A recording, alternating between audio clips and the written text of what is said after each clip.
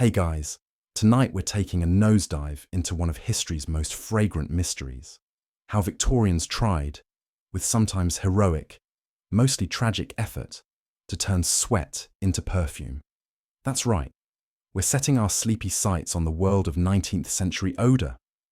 A battlefield lined with handkerchiefs, tinctures, and more questionable bodily aromas than a rush hour subway.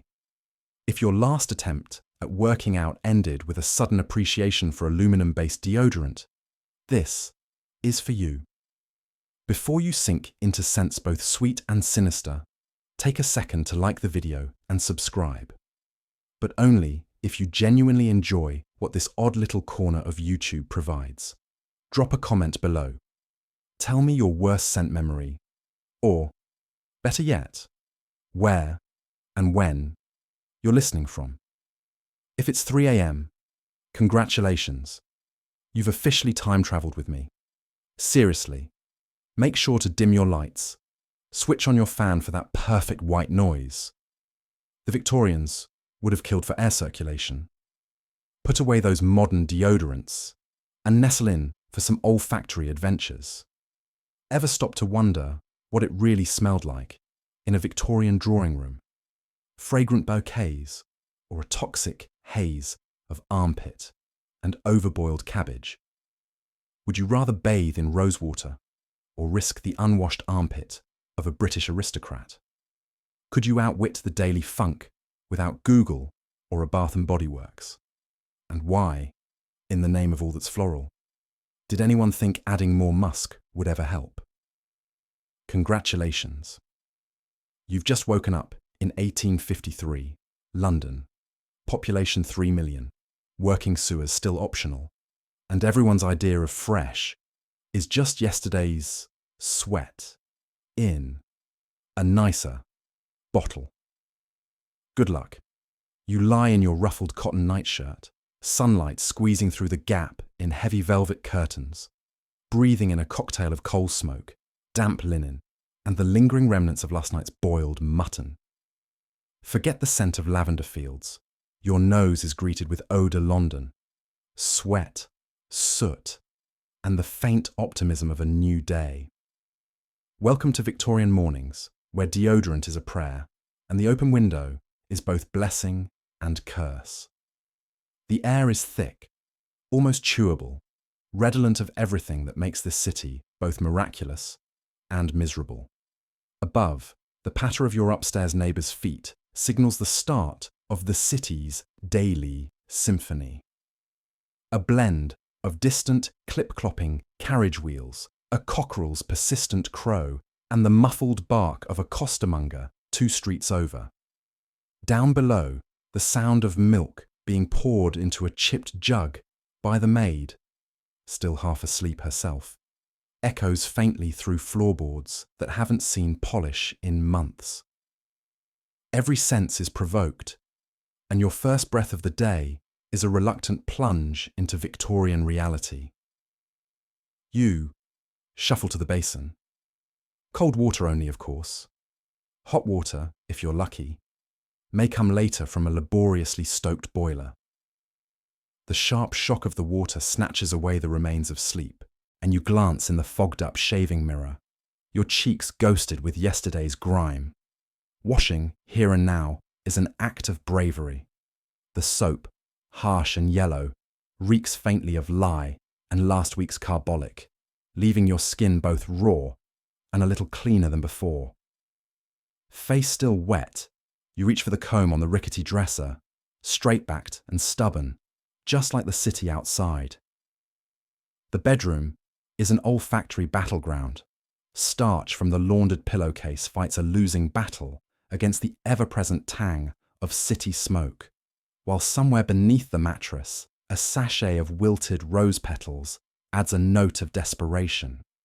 Your nose has grown wise to the layered scents of your own home. But step into the corridor, and it's as if the entire street's biology is on parade. Perfumed letters from the hallway add a sharp note of violet and almond oil, betraying your sister's latest infatuation. Or maybe just her desire to mask reality.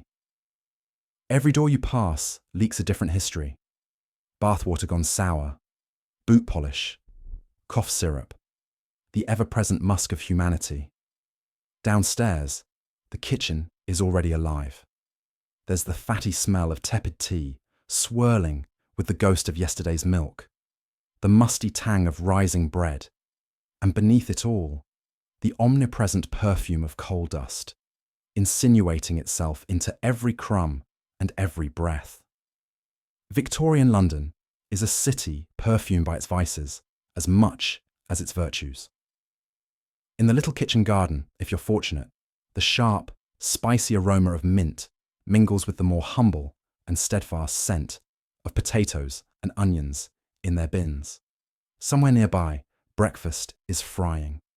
Perhaps a rasher of bacon for the well-to-do, turnip or porridge for everyone else. Already, as you brace for the day, the great city is stirring. Outside, the sky hesitates between indigo and pearl as thick plumes of chimney smoke signal thousands of simultaneous risings. The air, heady with possibility and poverty, is unkind but honest. It tells the truth of what it means to live, breathe, and wake up in the heart of the 19th century. Here, every scent is a testament, every inhalation a fresh page in the sooty, vibrant narrative of Victorian life. Step outside, and the morning's aromatic chorus grows louder still. Rag and bone men trundle their carts past overflowing gutters. The baker flings open his doors in a rolling cloud of yeast and hope. And somewhere, a child's laughter slices through the haze. In this city of 1,000 smells, each stubborn, each distinct, waking up is never silent, never simple, and never, ever fragrant in the way the distant countryside might promise. Instead, it's something far better, uniquely, unmistakably, and indelibly Victorian.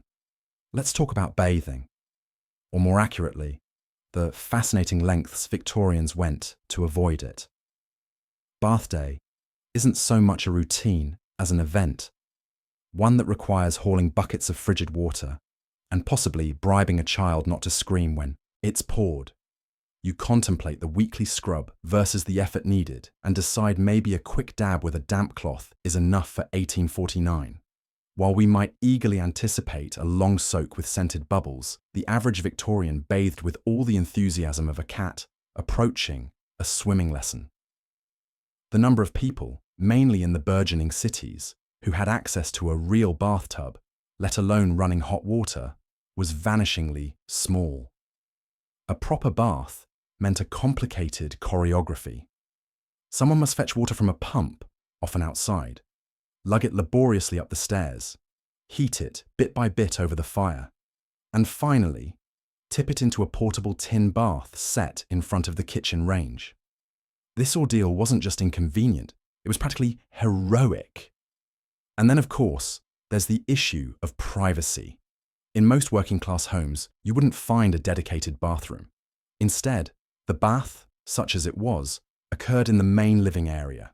Frequently, while the rest of the family tried to eat their supper, or pretend they were very, very interested in the wallpaper. After the oldest got the first dip, each subsequent family member would step into water that grew progressively murkier. The idea of clean here was, shall we say, relative. Soap was another matter altogether. Lye-based soaps could be harsh enough to strip paint, never mind delicate skin, and for many, rinsing off with plain water sounded far preferable. That iconic, squeaky clean feeling, celebrated in modern advertisements, was generally accompanied by raw, red hands. Thanks, but no thanks. For most Victorians, a brisk rub-down with a damp rag, cheerfully misnamed a bathing flannel, was the practical solution. Quick, efficient, and, most importantly, requiring minimal undressing. But what about those stirring tales of Victorian rectitude and sparkling clean homes? largely the product of middle-class aspirations and an energetic publishing industry. Advice manuals, written with the zeal of converts and the subtlety of sledgehammers, laid out a vision of gleaming front steps, spotless aprons, and, yes, well-scrubbed children. In practice, adherence varied. If you were lucky or wealthy, you might pay for a public bathhouse, an improvement over freezing in your own parlour, and a small luxury in a city of coal dust and overcrowding. Here's where Victorian ingenuity shone brightest. Less in the plumbing, more in the PR. Enter eau de cologne, floral waters, lavender sachets. Lacking opportunity or inclination for actual bathing, people spritzed, powdered, and perfumed themselves, and their linens with almost religious dedication. Scent, not soap, became the primary defense against miasmas, the mysterious foul airs believed to spawn disease. If anything, Victorians may be credited with elevating the strategic sniff and the art of holding a handkerchief to one's nose to a social ritual. Yet not everyone was quite so reluctant. Reformers and hygiene, enthusiasts, those plucky forebears of modern wellness bloggers, did their best to convert the skeptical and grubby masses. Newspapers published editorials on the importance of cleanliness. Charities built bathhouses in working-class neighbourhoods and handed out tickets to use them, in the hope, perhaps, that cleanliness would prove contagious. Still, for most, a weekly bath was plenty, and, as modern nose witnesses might confirm, usually as frequent as the neighbours could stand. In the end, the Victorian reluctance to bathe wasn't pure laziness. It was a rational calculation. Is it worth half an afternoon's effort and a week's chill for a few fleeting moments of cleanliness? The Victorians, resilient and ever pragmatic, chose maybe not, and just invented new ways to feel fresh with significantly less water. So next time you're tempted to skip a shower and settle for a spritz of cologne, just remember, you're in very good company. You reach for a handkerchief, doused in whatever cheap cologne you could afford. All around you, gentlefolk press perfumed squares to their noses, performing nasal self-defense against the weaponized funk of the drawing room. Each inhale is a gamble. Will it be rose or a faceful of mystery musk? It's not just the harshness of unwashed bodies that prompts this odd ritual. In a time before plumbing, before the miracle of daily showers, or even vaguely functional windows, your average room was more olfactory assault course than sanctuary. The handkerchief offers a delicate shield, embroidered with hope and desperation. It's fraught with symbolism too, a signal of gentility, a portable barricade, sometimes even an invitation, a flirtatious flick, a sly drop on the floor for a favoured suitor. But in these moments, nobody's thinking about romance. These are not love notes, but desperate survival tools. Housewives, dandies, young debutantes, all conspire in the universal choreography. Raise, breathe, survive. Each swipe under the nose is a silent plea for mercy. The handkerchief, suddenly, is less an accessory and more a lifeline. A good handkerchief was status, perhaps, but most of all, it was necessity. For those with some means, perfumers became household heroes. Shops flourished, peddling scents meant to conquer the unconquerable. Lavender to mask livestock, bergamot to combat brewing odours from the kitchen, orange blossom for that faint possibility of optimism. On Sundays, the churches would be filled with faithful pressing monogrammed linen to their faces, murmuring prayers through a fug of lavender and something suspiciously like eau de dead fish. Of course, the handkerchief arms race sometimes went awry. Too much perfume, and you risked an equally noxious cloud. One that assaulted not just the senses, but also your reputation. Smelling like a spice market that had caught fire might earn you whispers and sideways glances. Some poor souls, in a fit of panic or miscalculation, drench their saves in concoctions so volatile that their mere presence could strip paint off the woodwork. The line between rescue and ruination was perilously thin. This scented accessory also inspired etiquette manuals, endless advice columns, and a not-so-subtle commerce in status. The right scent, the right stitching, even the way you pressed cloth to nose, each was a code, a signal, a kind of propriety semaphore. And for many, it was also a matter of fiercely guarded pride.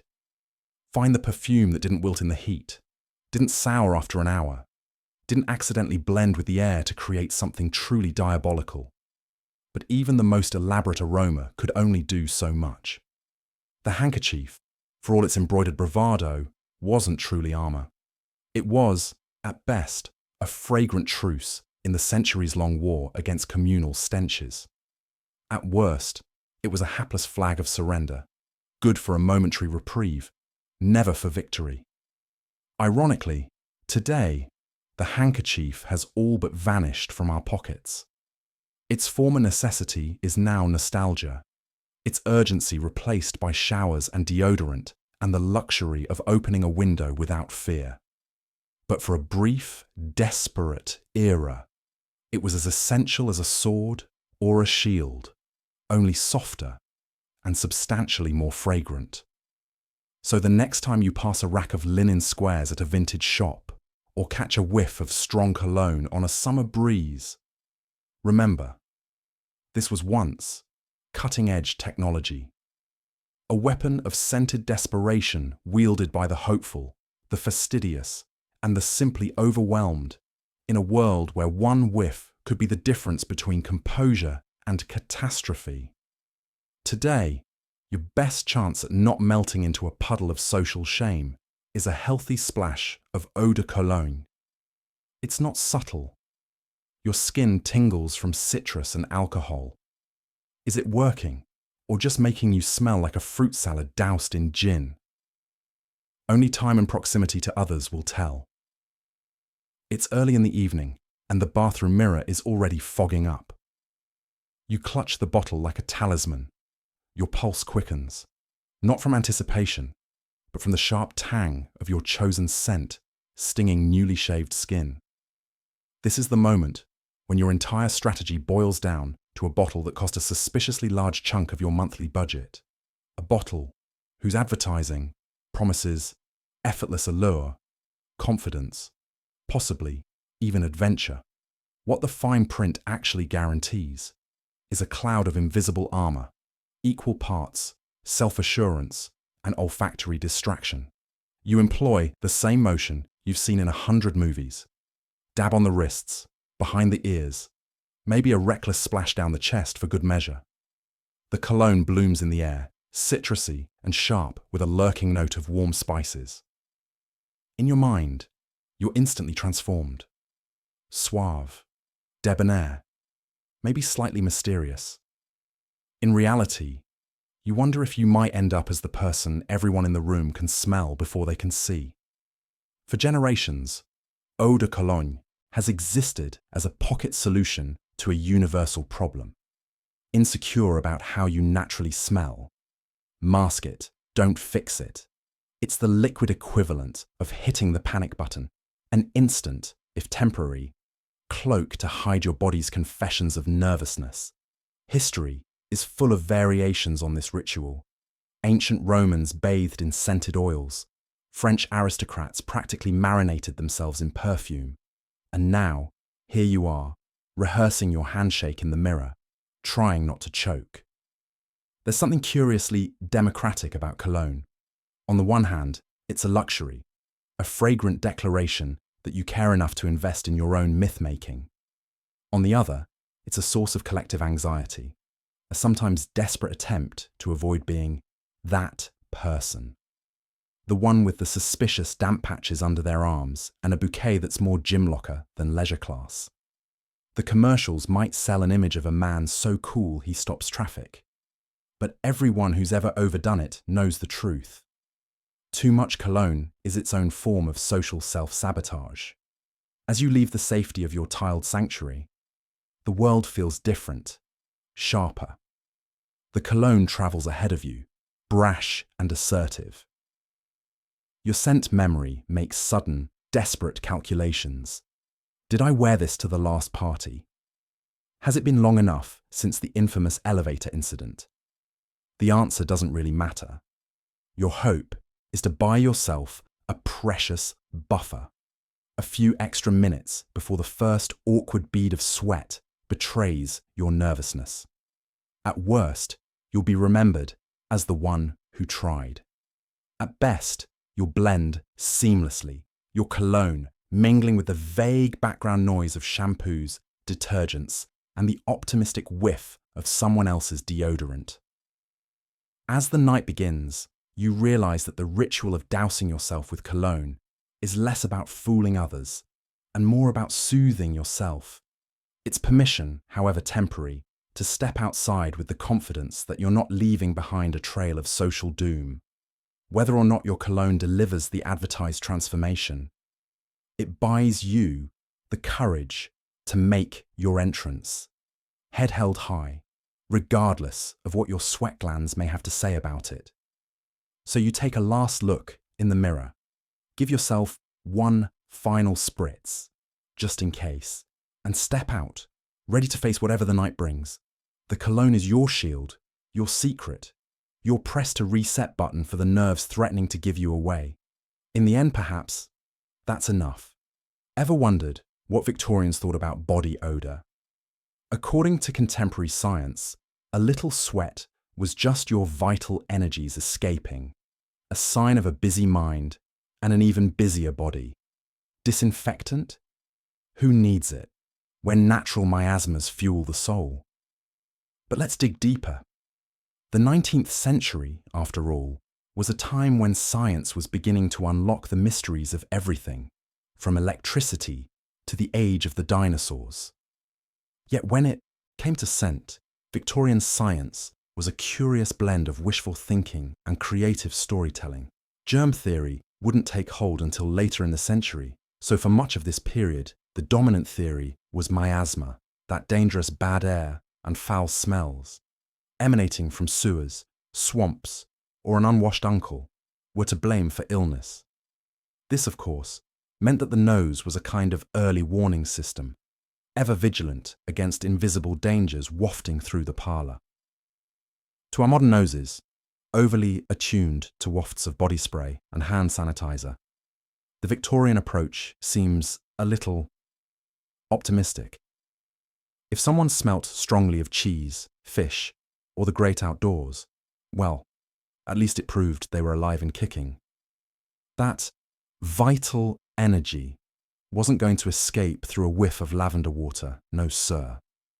Instead, many people believed a hearty stink could ward off disease, much like garlic for vampires, transforming the humble armpit into a fortress of health. Doctors, ever the font of practical wisdom, sometimes echoed this thinking. Advice columns warned against obsessive washing, lest the body lose its natural defences. One particularly earnest medical authority fretted that excessive bathing weakens the constitutional vigour and opens the pores to pernicious vapours. Imagine using that as a reason to dodge gym showers nowadays. Meanwhile, Victorian perfumery was in its heyday, promising all manner of bright new futures bottled in ornate glass. But perfume was rarely applied to the skin. Instead, scents might be added to handkerchiefs, gloves, or even strategically placed nosegays. Small bouquets poised under the nostrils whenever a truly monstrous stench ambushed you on a London street. It wasn't just about pleasure. Perfume was a shield, an olfactory talisman. For all the flowery advertisements and poetic claims, its job was less about allure and more about self-defense. Everyday Victorians also relied on household remedies, some rooted in superstition, others in sheer desperation. Vinegar washes, camphor balms, and homemade deodorants involving alum, rosemary, and even chalk were all the rage. Scientific rigor? Not exactly. Results? Debatable. Still, these efforts to tame one's aroma tell us a lot about the intersection of class and cleanliness. The wealthy had the time, servants, and resources to indulge in regular changes of linen and elaborate toilette rituals, while the poor made do with quick scrubs or strategic avoidance. Yet, the Victorian faith in the power of a strong smell was not without merit, at least by their logic. During cholera outbreaks, city dwellers clung to smelling salts and herbal sachets, convinced that masking foul odours would guard them against disease. In truth, it did little for health outcomes, but it comforts us to know that some Victorian habits, like carrying a pleasant-smelling handkerchief, have survived into modern times, albeit with more charming consequences than practical ones. So, what did the science of scent really look like before pasteurized milk and Purell? A half-wishful embrace of folklore, blended with a dash of emerging chemistry and an unwavering belief in the power of a good, strong whiff. Today, we know more, wash more, and probably smell less. But who's to say Victorian noses didn't have a point about the wisdom, if not the hygiene, of natural aroma? If nothing else, they remind us that even a questionable theory about odour can become the next big thing. At least until science, or the occasional bath, catches up. If you identify as a lady, rejoice, there's an entire shelf of dubious potions waiting for you. Violet water for the wrists, rose oil behind the ears, and maybe a sachet or two in the sleeves for insurance. No guarantee it works, but at least you smell approximately 15% nicer than any man within a 5-mile radius. Welcome to the world of late Georgian and Victorian olfactory engineering, where a lady's toilette is less about personal hygiene and more like assembling an arsenal of fragrant distractions. Soap, when available, is considered daring, almost rude frankly, since it suggests you might care about such vulgar things as sweat. Instead, the priorities of the era demand a whimsical cocktail of floral waters, citrus tinctures, and the ever-reliable lavender sprig tucked somewhere close to the heart. If you were very unlucky, someone might gift you a block of musk or civet, which is every bit as offensive as it sounds, though apparently quite the fashion if you moved in literary circles. Let's not underplay the ingenuity here. Lacking access to modern deodorants, antiperspirants, or even a regular bath, women turned to the tools at hand. Sachets were a staple.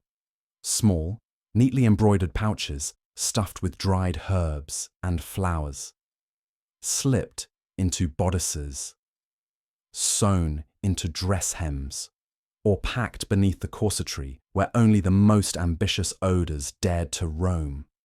A truly committed lady could emerge from an ox cart ride through a fish market smelling faintly of rose petals and pride. Of course, the effort didn't stop at one's own person. A respectable household would wage a parallel war against domestic odours. Kitchens hosting boiling cabbages, smoky fireplaces, and the eternal whiff of damp wool were strategically attacked with bowls of potpourri and orange pomanders upholstered with cloves. If nothing else, when visitors entered, they would be momentarily stunned by the olfactory fireworks. Ideally long enough to forget to inquire about the state of the linens. The advice literature of the age, always ready with just a pinch of passive aggression, offers gems such as, a lady must maintain her aura, if not her person. This attitude reappears in countless diaries and letters of the period, where women catalogue their triumphs and failures in out-scenting a roomful of relatives, or despair at a particularly damp summer, rendering 3 sachets as effective as a damp sponge. And lest you think all these aromatic acrobatics were merely for public show, consider the sheer psychological comfort these rituals provided. To mask one's musk was to claim a tiny patch of dignity in a world where life was otherwise soaked in unpredictability, be it weather, politics, or the neighbour's enthusiasm for boiling onions at 7 a.m. It was, in its way, a fragrant act of defiance. Now, there was an unspoken class system to all this. The wealthier the household, the more elaborate the scents, and the more numerous the applications.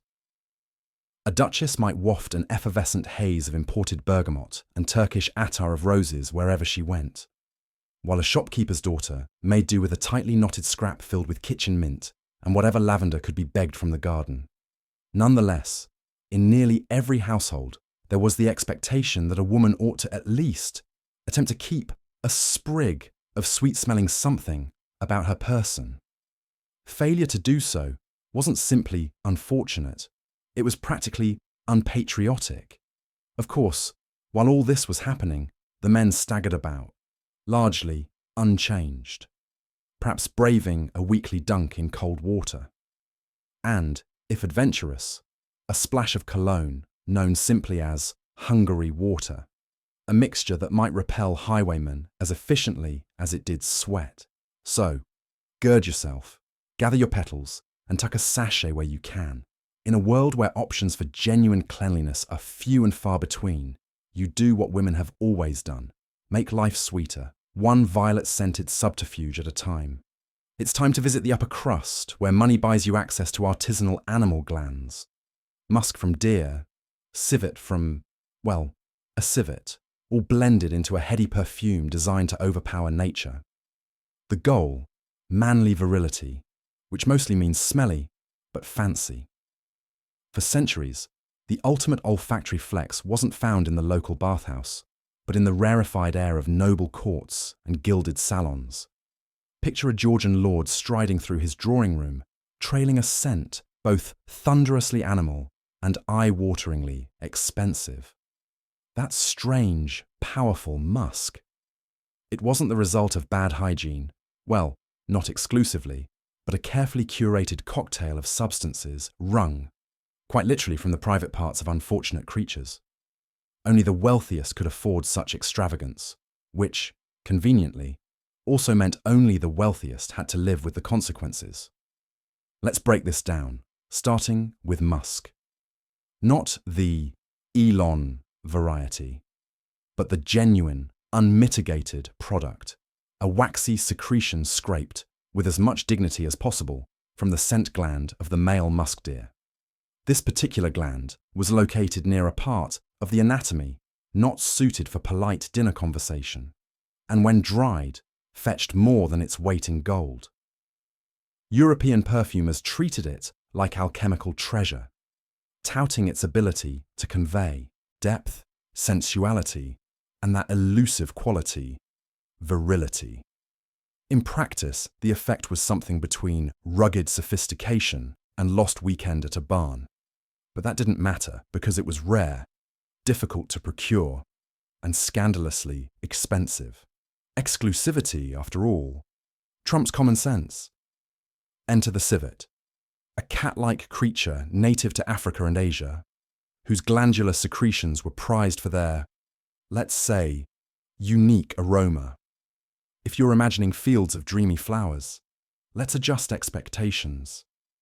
Civet's natural scent profile is less wild jasmine and more frightened ferret.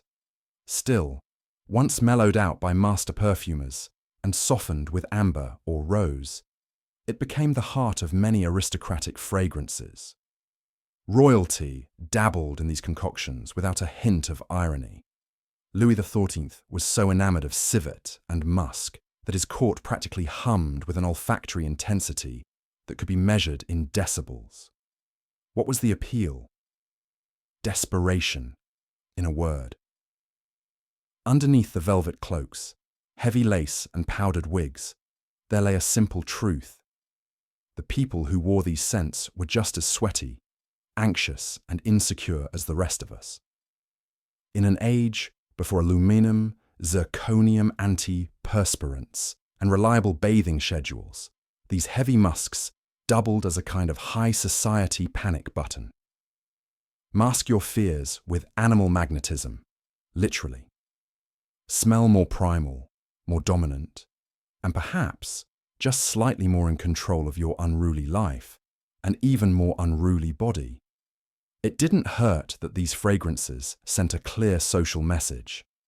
I have the money to buy parts of an animal you've never heard of, processed by a craftsman you'll never meet, in a ritual that sounds faintly illegal. This was sent as status symbol and subtle signal, a luxury of both means and nerve. But here's the twist. Despite all the effort and expense, and despite the catalogues of poetry extolling their virtues, these animal-derived scents often required a certain acquired taste. Contemporaries noted that the unwary wearer could end up with a personal bouquet described as ferociously intimate, or, less generously, the inside of a well-loved boot. There are records of court officials being asked, politely of course, to stand further downwind. Yet, nobody wanted to be the first to question the aristocratic nose. If the baron or duchess claimed it evoked the untamed romance of the wild, who were you to argue? In the end, the popularity of musk and civet says as much about human psychology as it does about hygiene. The upper class wasn't just warding off bad smells. They were inventing new ways to feel superior and, perhaps, just a little more animal than man. And isn't that, in a roundabout way, what being an aristocrat was all about? Downstairs, it's laundry day, and you're elbow deep in lye, scrubbing collars so furiously you could strike a match. The clothes will be cleanish, but your hands aren't getting soft anytime soon. Forget fabric softener. The only lingering scent is Victorian sweat, lightly charred. The workday starts before dawn, before even the first groans of the household above. You blink grit from your eyes as you drag kettles to the hearth, coaxing a reluctant fire into roaring life. Steam clogs the air, thick and choking, mingling with the ripe tang of last week's socks. Every surface, floor, wooden tub, your own hair, goes damp. The kitchen might be the heart of the house, but on laundry day, the scullery is its overworked lungs. Victorian cleanliness was an ambitious target, mostly met with brute force, caustic soda, and bovine determination. After a week's wear, linens are grimy with coal soot, gravy spots, and the unspeakable. Whites are the worst, each sheet a battlefield of grass stains and indelicate blemishes, silently shrieking at your scrubbing brush. You attack with a bar of carbolic soap, the pinkish slab, promising protection from miasma, but offering little in the way of hope for your raw knuckles. The machinery is simple, if you're lucky. A dolly tub, essentially a giant, waterlogged cauldron. A mangle with iron rollers threatening to munch fingers with the same relish as petticoats. There's a rhythm to it, a washboard symphony of slap, squelch, grind, rinse. If you're clever, if you're fast, you find a tempo that lands you closer to lunch and farther from the master's shrill bell summoning you to new humiliation. Outside, laundry lines crisscross the bleak yard, beating sheets into submission as wind and soot conspire to add new stains before you've finished removing the old. When it rains, there's no question of drying, only a desperate shuffle to find space indoors, draping damp bloomers over chairs and banisters, transforming the servants' quarters into a drooping, dritting forest of cotton and wool. The air never completely loses that faint smell of smouldering starch and mildew. For the servant class, laundry is a communal ordeal, a trial by fire and water. You're not alone in your suffering.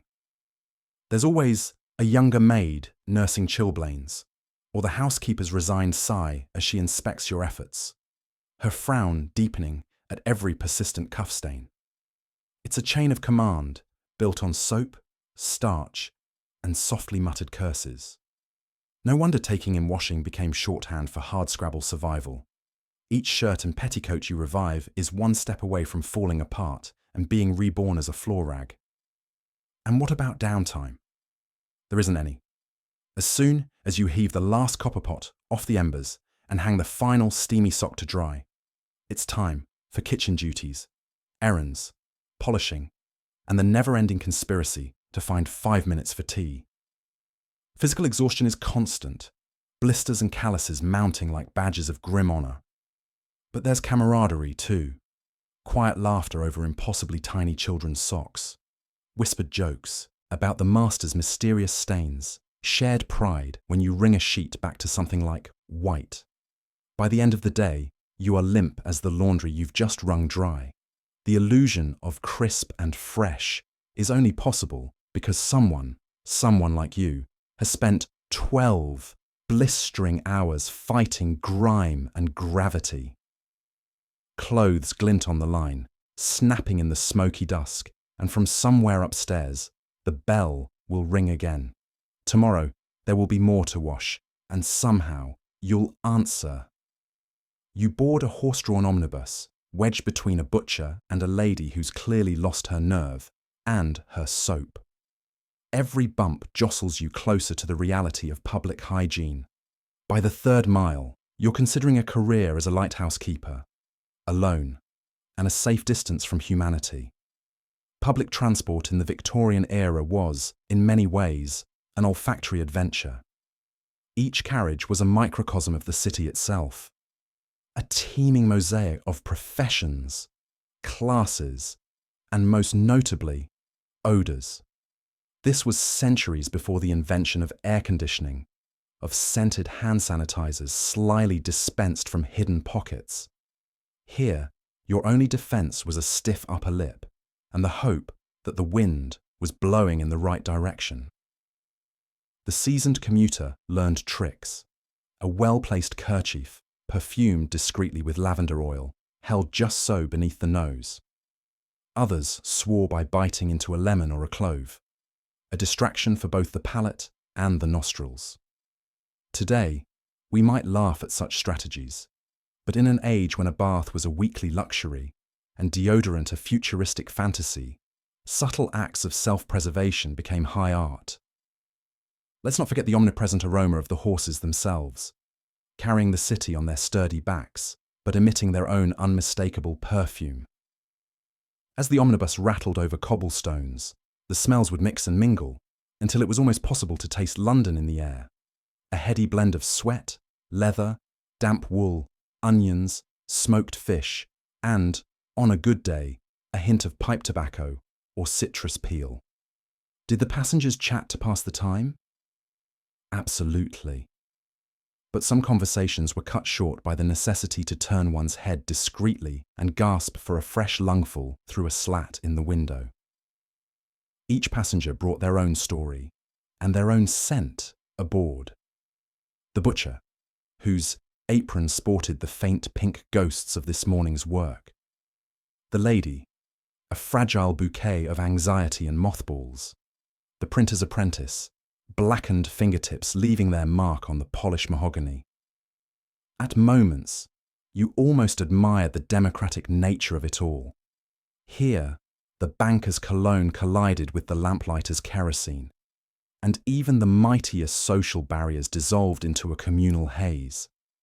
The unpredictability of the ride was rivaled only by the unpredictability of fellow riders. On a rainy Monday, when every seat was taken and umbrellas dripped steadily onto the floor, you might lock eyes with a stranger across the aisle, both of you stifling laughter or tears at your shared predicament. Camaraderie was forged in these moments, a silent pact. We are all in this together, breathing the same stew, bumping elbows and egos alike. On dry days, dust billowed from the roads and clung to clothing and skin, adding yet another gritty note to the orchestra of odours.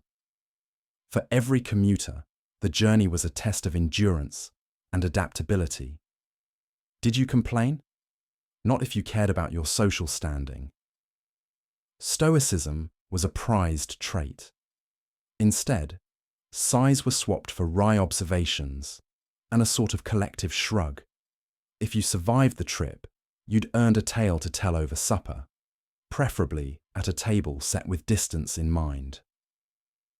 So, next time you step onto a crowded train or bus in the present day, take a moment to appreciate the fragrant mercy of modern hygiene, and perhaps spare a thought for those Victorian travellers, nostrils flaring, handkerchiefs at the ready, united by the very air they were forced to share. In that cramped wheeled box, every breath was a story written from the lungs outward, one that, mercifully, we can now read from a safe and scented distance. Let's talk about the travelling scent salesman. He arrives with a battered case full of unique blends, jasmine, patchouli, and an experimental something he claims is herbal. It's probably just old gin, but you buy a bottle out of desperation and questionable hope. The perfume peddler is an artist and a gambler, a master of the dramatic flourish. He opens each little vial with the reverence of a priest unveiling ancient relics. This one, he says, brandishing a cloudy blue bottle, was inspired by the early morning dew on Andalusian lilies. Never mind that the closest he's likely come to Andalusia is the train station where he buys day-old sandwiches. Still, his sales pitch is as smooth as the satin lining of his suitcase. Not that there's much satin left after all these years on the road. You and your fellow townsfolk gather around, eager but sceptical. The air is thick with anticipation, and with the slowly escaping notes of last week's failed musk experiment. The peddler offers a sample to someone brave, often a local who has nothing left to lose. She dutifully dabs the mysterious essence onto her wrist, closes her eyes theatrically, and announces, "It reminds me of the circus." Which is apt, because soon we are all part of the show. Purchasing his perfumes isn't just a nod to novelty. It's a gamble against the relentless sameness of life. Maybe, just maybe, one of these concoctions will momentarily mask the barn, the fishmonger, the schoolhouse, the endless parade of everyday smells. The peddler trades in hope as much as he does in fragrance. "A scent for every mood," he cries. "A whiff for every story." We know the stories. Our stories rarely change, but a new smell can be a small revolution. "There's a bottle for love," says the peddler, and its scent is, according to his dubious poetry, like sunlight caught in a mason jar. There's another for heartbreak, sharp and medicinal, reminding you to never get attached to a salesman or his wares. On slow afternoons, some buy for nostalgia, bringing back the thrill of last summer's fair, or the memory of a lost friend with one hint of violets and ash. And then there are the experiments. The peddler, undeterred by the occasional disaster, always has something new in his kit. Last fall, a blend that smelled faintly of rain and roasted onion. A winter essence dubbed wood smoke and regret. These oddities are not always bestsellers, but they are always talked about, often long after their scent has faded, lingering in the collective imagination of the town. His greatest skill, perhaps, isn't in the mixing, but in the storytelling. Each bottle comes with a tale, a whispered legend of where the inspiration struck, or who might have worn such a scent in Paris or Prague, or in a tiny village not too different from ours. Children listen wide-eyed, convinced they are one small sniff away from a life of thrilling adventures. Still, when the sun sets and the peddler packs away his dwindling wares, the town smells pretty much as it did before, only with a faint, peculiar sweetness that hangs in the cool night air. Tomorrow, the farmers will still smell like dirt, the bakers like bread, the world as it always has. But tonight, with a dab of the peddler's potion on our wrists, we dream of distant cities, impossible romances, and a future scented, at least for a little while, with possibility. And if by morning the scent smells mostly of old gin and pipe tobacco, well, perhaps hope always carried a hint of risk. That shiny bauble attached to your chatelaine, it's a vinaigrette, a tiny vessel of vinegar-soaked sponge, pressing reassurance to your nostrils all day long. The more fragile among you might faint, at which point the smelling salts deliver a sharp, nose-watering wake-up call. But the story of scented accessories doesn't begin with the vinaigrette.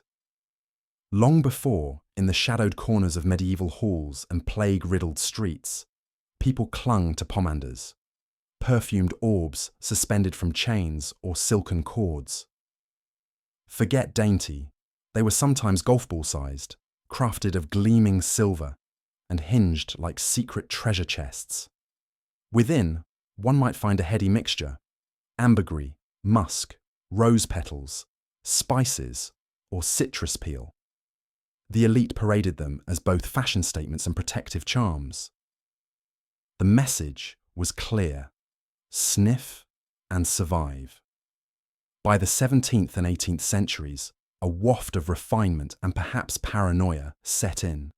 The popular belief was that deadly miasmas and foul airs spread sickness. A lady stepping out on a London street braved more than mud. She risked inhaling whatever grim vapours the city belched. Here, her vinaigrette came to the rescue. Smaller than a pomander, but equally precious, the vinaigrette fit snugly in the palm or dangled from a chatelaine. Inside, a sponge soaked in aromatic vinegar, sometimes spiked with lavender or rosemary, awaited, ready to vanquish offensive odours and, the medical thinking went, shield its owner from invisible dangers. These delicate containers weren't mere utilities either.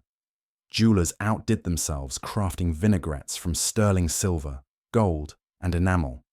Some were engraved with floral motifs or coquettish miniatures, meant to impress friends as much as they soothed anxieties. A well-appointed chatelaine might feature a vinaigrette alongside keys, a thimble, a pincushion, tools of feminine authority ornamented with a whiff of scented bravado. Now, for the fainting fits. You'd better hope someone nearby had a smelling salts vial, ready to jolt you back with a punch of ammonia and perfume. Smelling salts, or sal volatile, became a must-have accessory from the 18th century onward, tucked inside lockets, flacons, or ingeniously disguised bottles. Unlike the gentle waft of a vinaigrette, the scent here was sharp, medicinal, unmistakably bracing. Just a quick sniff, and the lady who felt the world spinning might flutter her lashes and make her recovery, preferably to the admiration or perhaps alarm of her audience. These accessories fused utility and status. To wear a pomander or a vinaigrette was to signal wealth. Few, besides the well-off, could afford such finery, or the exotic contents within. The social signals extended beyond mere fragrance. Pomanders often contained multiple segments, each with a different scent. One for health, one for fashion, another perhaps just to flaunt one's taste and travel-honed sophistication. A deeper reading reveals anxieties about bodily boundaries and invisible threats. Why all these layers of scent and silver? For centuries, Europeans viewed the world as fraught with perilous smells that could worm their way inside and spark illness or social disgrace. Scented objects became amulets as much as adornments, a shield against both disease and embarrassment. To press a vinaigrette to your nose on a crowded street was not only practical, it projected composure. Here was someone prepared for anything, ready to keep the unsavory outside at bay. Today, the allure of these scented accessories endures.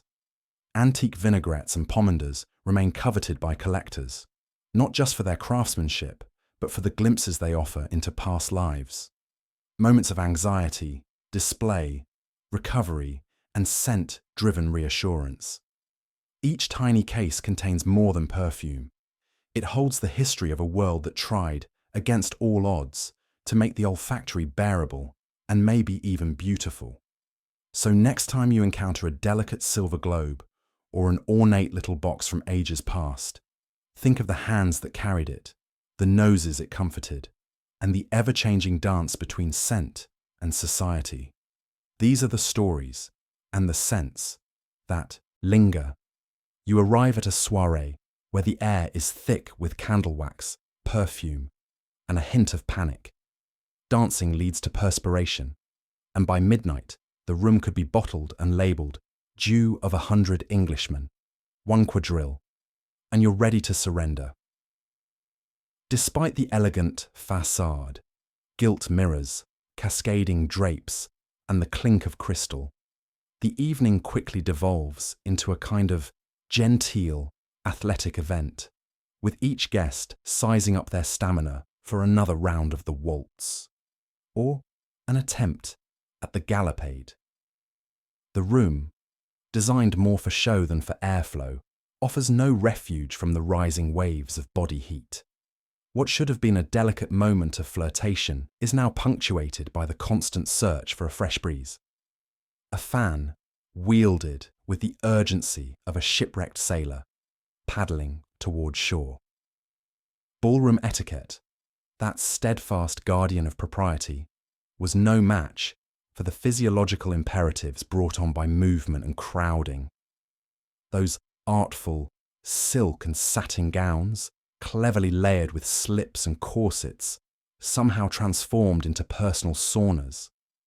A gentleman's starched collar became a ring of damp defeat. The orchestra kept up an unyielding pace, oblivious to the hothouse effect blooming on the dance floor.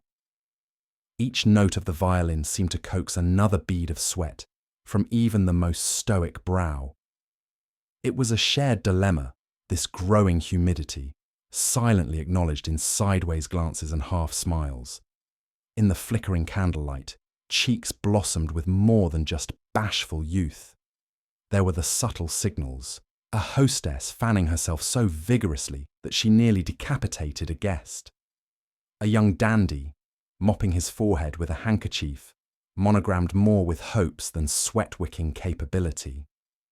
Perfume, initially intoxicating, lost ground to the more primal scent of exertion, layered by a touch of nervous apprehension. Would one's hair survive the next dance? Or would ornamental curls merge into a sodden mass betraying hours of preparation? Lace trimmings and pomaded hair were not formulated for the throes of midsummer. A reality apparent to all, even as no one named it aloud. Like soldiers bravely charging toward the front lines, couples pressed on. Dance cards filled. Social reputations were made or dashed, not just on poise and wit, but on the remarkable ability to appear unfazed while wilting from within. The only real reprieves were found near open windows, if you were bold or lucky enough to bully your way there, or beside marble-topped sideboards, where chilled lemonade and ratafia fizzed apologetically in their glasses, promising a momentary illusion of refreshment. Young ladies clustered at these points, lingering perhaps a beat too long after finishing their drinks, hoping to catch a stray gust of night air before being pulled back into the fray. And yet, there was camaraderie in this collective discomfort, a perverse sense of unity forged through adversity. The strict codes of conduct were briefly loosened by necessity, and genuine laughter sometimes slipped through, lightening the proceedings. You might glimpse an earnest gentleman, previously so reserved, now commiserating over the perils of perspiring through moiré, or a high-spirited aunt declaring she'd sooner face Waterloo than another reel. By evening's end, the grandeur has become a touch bedraggled. Rouged cheeks are replaced with honest flushes. Jewellery sparkles a little less, but smiles bloom wider, unburdened perhaps by the universal acknowledgement that beneath the silken ceremony, everyone sweated together. And as you step into the miraculous cool of the night, leaving a damp yet gallant memory on the ballroom floor, you know certain truths. Candle light flatters, perfume fades. But a shared ordeal of sweat can forge stronger bonds than any ritual bow or curtsy. Let's address the myth. Not everyone was unwashed, but the logistics of bathing meant most people took their chances, with a weekly dip and a stiff upper lip. You too hang your hopes on the miracle of friction and faith. For most of history, the idea of personal cleanliness was a delicate seesaw act, teetering between cultural ideal and daily pragmatism. Medieval peasants washed when they could, mostly hands and faces, but regular full-body immersion was more pipe dream than practical routine.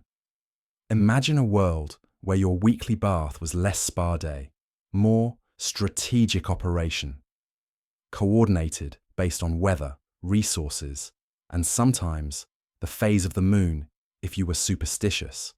Public bathhouses rose and fell in popularity depending on the era and location.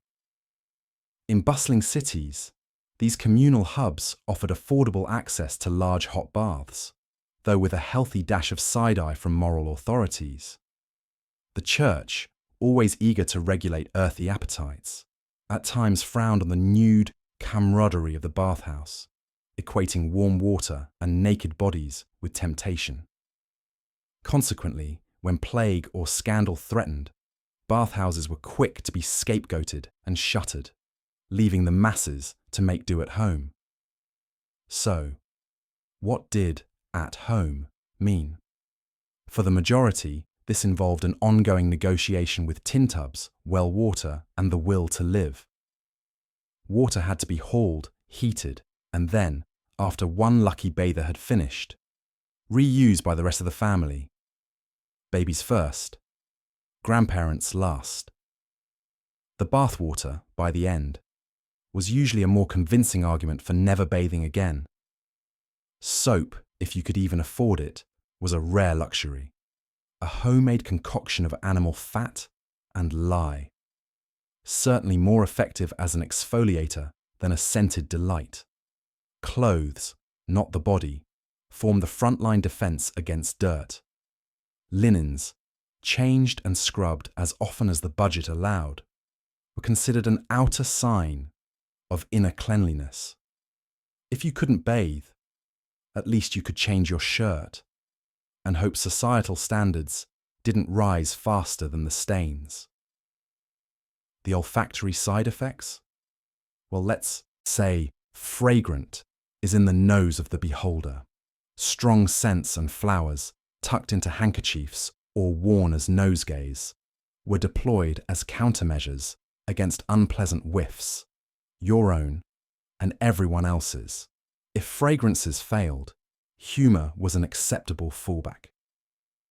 Jokes about pungent neighbours and royalty alike populates diaries and plays from Shakespeare to Pepys, proof that the struggle was universal and comedy transcends centuries.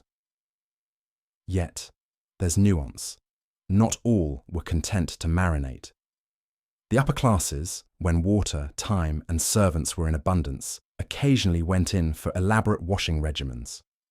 There were steam baths, imported perfumes, and rooms set aside purely for washing, though the actual frequency of thorough ablutions remained modest by modern standards. Even then, doctors volleyed back and forth on whether water would invite disease or drive it away. Today, we nod at germ theory. Then, they hedged their bets with vinegar washes and prayer. So, why the enduring myth of the great unwashed? It's partly truth, bathing was rare by our standards, and partly cultural condescension. Victorian chroniclers, eager to feel superior, painted previous generations with the broad brush of filth, often ignoring the practicalities and priorities of earlier times. In summary, people weren't blissfully unwashed, nor gleamingly clean.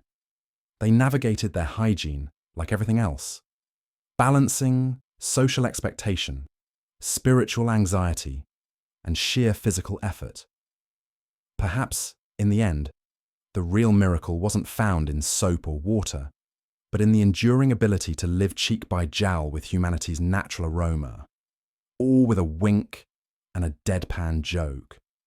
You, of course, with your hot shower on demand and a shelf full of body washes, can only watch in awe and maybe wrinkle your nose in sympathy and gratitude. Victorian doctors believe smells cause disease, so foul odours are fought with stronger, stinkier ones. You spritz your room with vinegar, hang herbs, and wonder if this is helping, or just adding layers to the olfactory catastrophe. Step outside, and the theory permeates every corner of the city. The miasma theory, the reigning medical dogma of the century, insists that invisible poisonous vapours rise from rotting organic matter, swirl through streets, seep through windows, and, with each inhalation, invite fever and death. Smell is not merely a nuisance, it is an existential threat, a hostile force lying in wait for your next breath. The city's distinctive bouquet of manure, soot, sweat, and kitchen waste is not just unpleasant, but dangerous, an enemy to be battled, neutralized, or, at the very least, masked. The war on miasma is played out in every parlour and sick room, every alley and thoroughfare. Middle-class households grow mini forests of lavender and rosemary, windowsills groaning under the weight of fragrant bundles. Camphor balls are tucked into pockets. Vinegar bowls are stationed like sentries in every room. Earth and lime are scattered over cesspools, and city authorities order the streets to be washed or dusted with disinfecting powders. But are people any safer, or just newly marinated in a different cocktail of pungent substances? Doctors, in their scholarly silks and top hats, offer advice tinged as much with hope as with scientific certainty. They prescribe a kind of performative cleansing: burn tar, waft incense, burn gunpowder, anything to drown out the bad airs and overwhelm them with more righteous and often only marginally more tolerable aromas. Imagine the result: an entire metropolis layered with scents: rich floral, sour vinegar, pine resin, the charred edge of burned herbs, all mingling with the underlying currents of refuse and decay. Each competing smell is an attempted shield, a talisman against the unseen.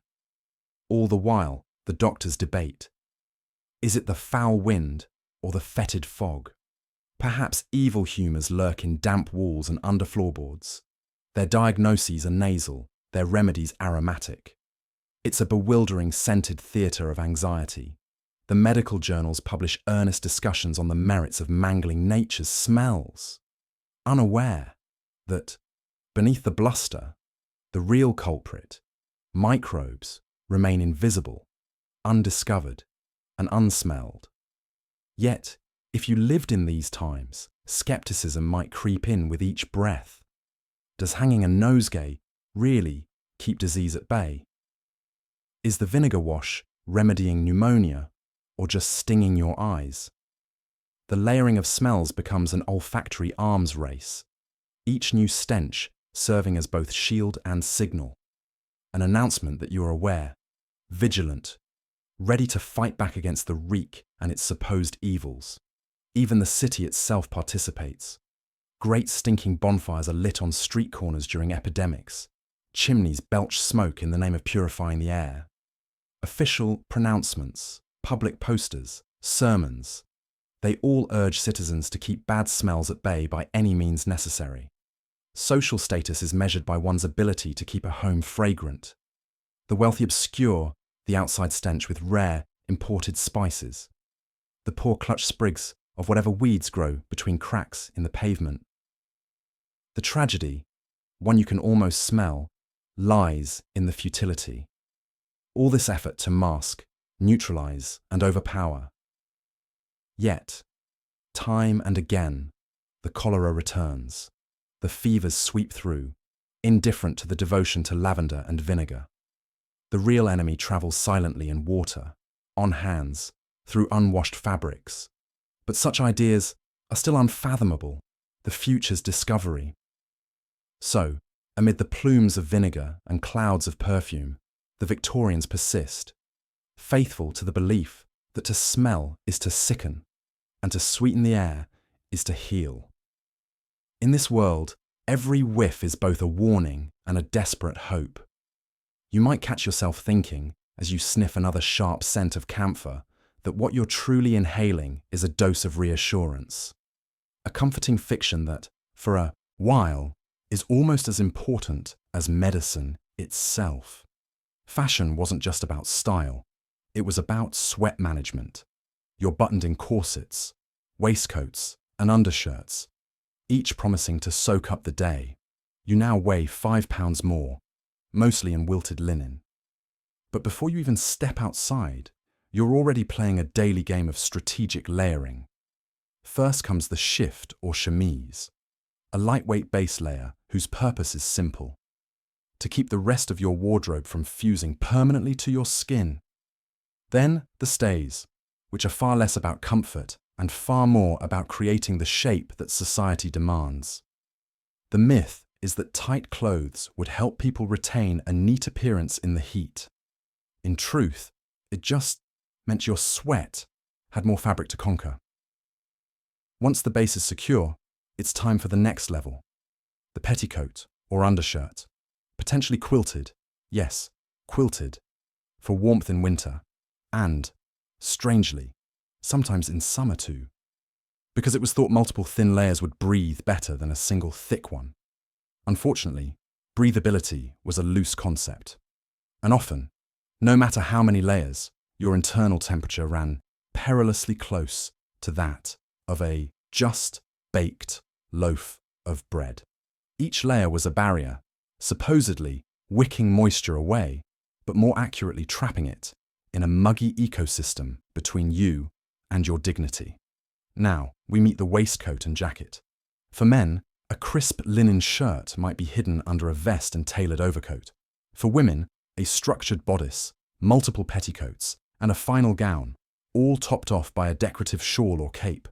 Because why let a heat wave slow down a good fashion statement? These weren't clothes for moving, running, or, really, breathing. They were architectural marvels, carefully engineered monuments to the social order and to the mysterious belief that the more you sweat, the more respectable you are. Of course, the battle with sweat was eternal. Ingenious minds, forever tormented by sticky afternoons, invented detachable collars and cuffs. The logic being that it's easier to change out one soaked accessory than reconvene the whole wardrobe committee. Some opted for armpit guards. Yes, little pads made of fabric or cork, secured into the underarm to absorb the day's work. By the end of a summer stroll, these relics would have absorbed enough to wring out, if you dared. And don't forget the handkerchief, always on standby to dab away the telltale evidence of internal human combustion.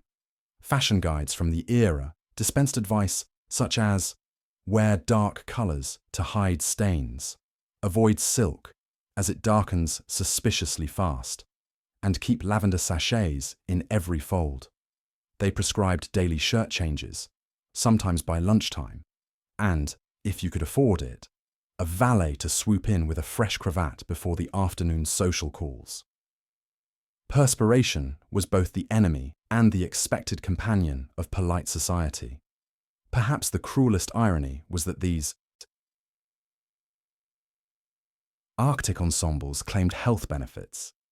Doctors warned that sudden exposure to the air was dangerous and prescribed heavy wraps even in July, lest your pores open to some lurking malady. People cheerfully roasted in layers for their own good, hoping that the constant sauna would build character, if not immunity. By day's end, your attire, a feat of architecture and optimism, would have absorbed everything the weather hurled at you, and then some.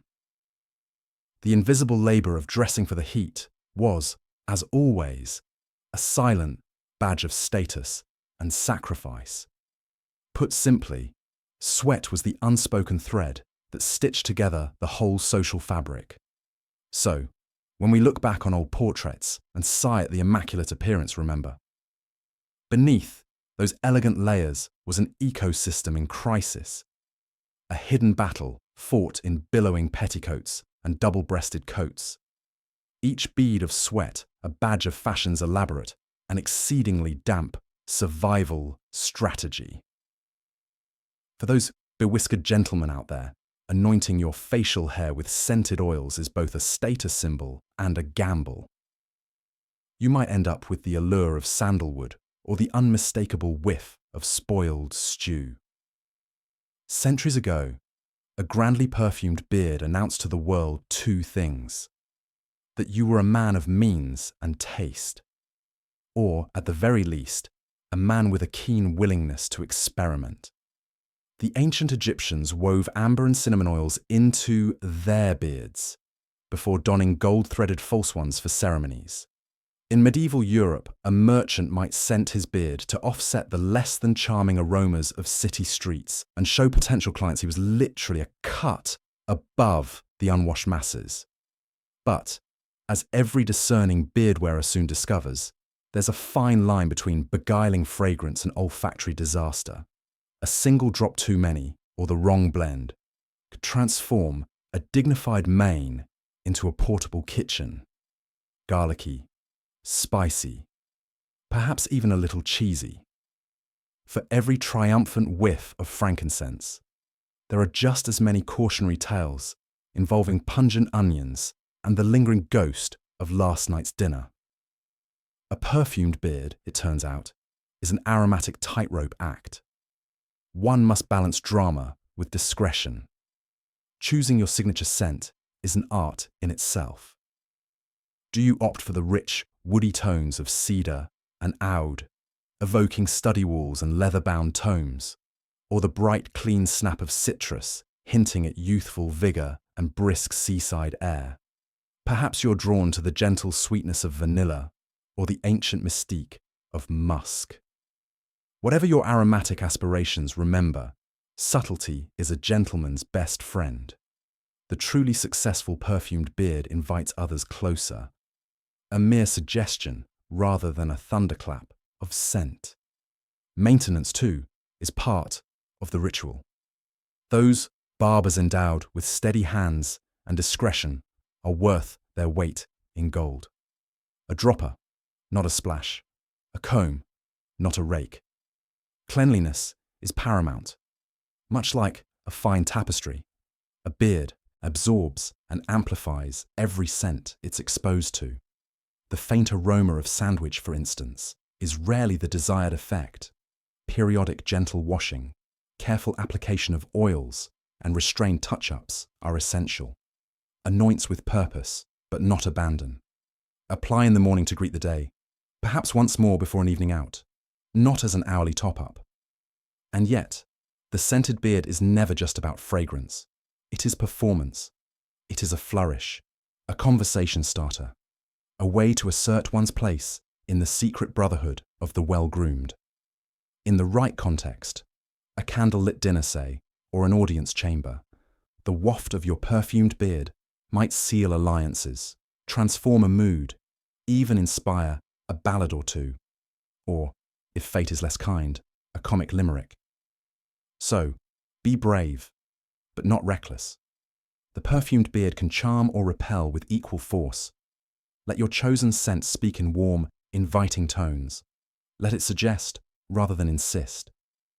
Because, as history's most memorable beards have taught us, an air of mystery is always more alluring than a cloud of cologne. Choose wisely, apply sparingly, and may your whiskers ever leave a pleasing impression. Feeling inventive? You cook up a refreshing tonic from camphor and orange peel. The result? Bathroom cleaner with citrus dreams. Now your hair smells like an angry pharmacy. Ah, the Victorian era, when DIY was more survival than self-care, and home remedies reigned supreme. Imagine a world without department stores lined with elegant bottles of perfume. Instead, you're peering into your pantry, trying to determine which combination of kitchen scraps could double as an eau de toilette. Spoiler alert. Not everything that smells good in your spice drawer should be doused on your pulse points. Let's say you consult your trusted household manual, written by someone's great aunt, with all the scientific rigor that implies. To disguise the odors of daily life, one must simply infuse lavender blossoms in vinegar and administer generously. A lovely idea, until you remember that vinegar's real job is cleaning pickle jars, not enhancing your allure at the next soirée. Step outside in your new concoction, and you're less bouquet de Provence, more vinaigrette du jour. But Victorians, ever plucky, pressed on.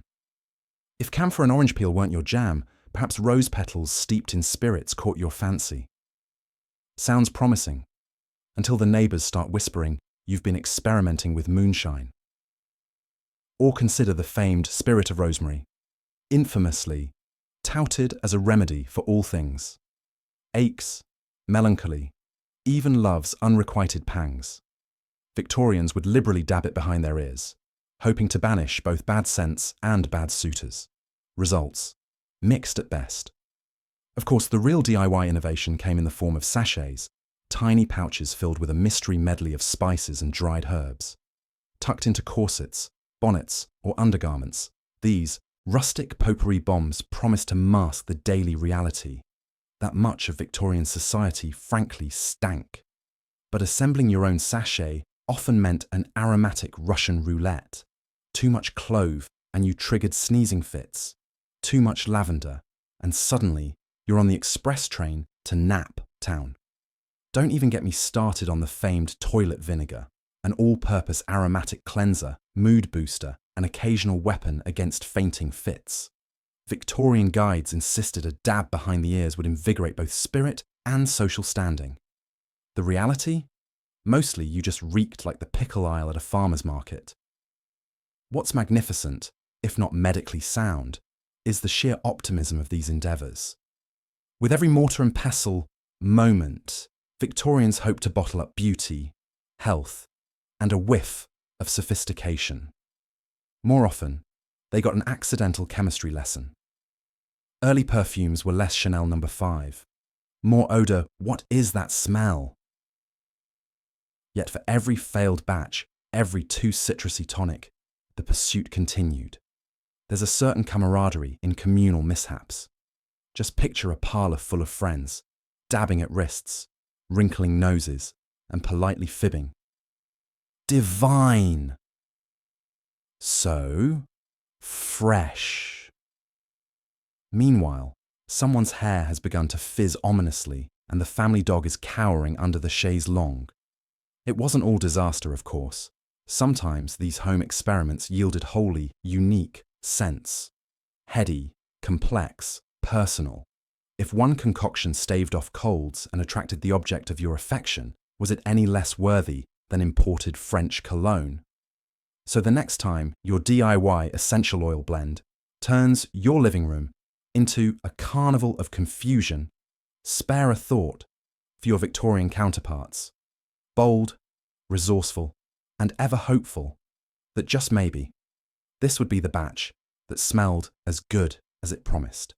Until then, pass the bonnet, tighten your sachets, and embrace the chaos.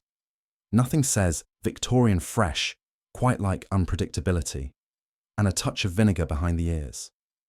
Ever wondered how the magic was made? You tour a Victorian perfume factory where workers are elbow deep in petals, alcohol, and intermittent explosions. OSHA isn't invented yet. One whiff, and you either swoon with delight or pass out. Outside, the factory is all brick severity, its windows arched and sooty, with a faint suggestion of flowers wafting incongruously from within. Stepping inside, the air thickens with layers upon layers of scent. First a strong veil of rose, then something headier and almost medicinal. You pause to adjust. A worker in a linen apron, sleeves rolled up to the elbows, ushers you past vast copper stills that bubble with secret formulas. Lids rattle, pipes hiss, and a fugitive vapour twists up to the high, gloom-shadowed rafters. Every few minutes, a cork explodes from a flask, sending everyone ducking behind barrels or shrieking with laughter. Here, perfume is not just bottled magic. It is industrial, alchemy. You see piles of blooms, roses, tuberoses, violets, geraniums, all imported, bulging in jute sacks or heaped in barrows. Women plunge their arms into the fragrant mounds to strip petals for the next batch. Their hands are stained with perfume oils, nail beds tinted pink. You see a man stirring a huge vat with a wooden paddle, shifting so slowly that you wonder if he is sleepwalking. He sweats beneath the weight of the flower-laden steam. You try to stay out of the way, but a short, brisk woman, hair bound tight under a kerchief, corners you with a clipboard, demands your shoes be wiped, no outside mud in the extract, and snaps, "Hold your nose, or you'll never get used to it." You comply, and as you do, you catch the bitter tang of alcohol from the mixing area. This is the backbone of the perfume, giving it both body and fire. Another worker demonstrates precisely how much is added, pouring it from a battered can into a barrel with rigid ceremony. Too little, the scent will wilt. Too much, and the noses of London will be set ablaze. You tiptoe toward the enfleurage room, where delicate flowers are pressed in glass trays smeared with animal fat to leach their fragrance. It's a slow, sensual process. The room is warmer, more intimate, heavy with jasmine and myrrh. White-aproned workers use padded knives to scrape the saturated fat, collecting the now potent pomade. Some manage to smile through the narcotic intensity. Others look simply dazed. Here, everything is about patience. You're told the raw extracts are aged in oak casks, sometimes months, sometimes years. Formulas are kept in heavy ledgers, written in looping copperplate and guarded as family secrets. Apprentice noses hover above tiny bottles, sniffing in sequence. Their faces a study in concentration. Occasionally someone recoils or bursts into applause at a particularly successful blend. Noise is as layered as the smells. Boots crunching over sawdust, metal clanking, the liquid slap of infusions, a nervous giggle from someone who's fainted and been revived with ammonia. Health and safety is pure improvisation, a spritz of fresh air, a splash of cold water, or in a pinch, a quick lie-down on a sack of lavender.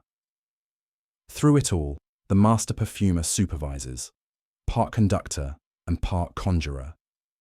His beard flecked with petals, his eyes sharp for both beauty and disaster.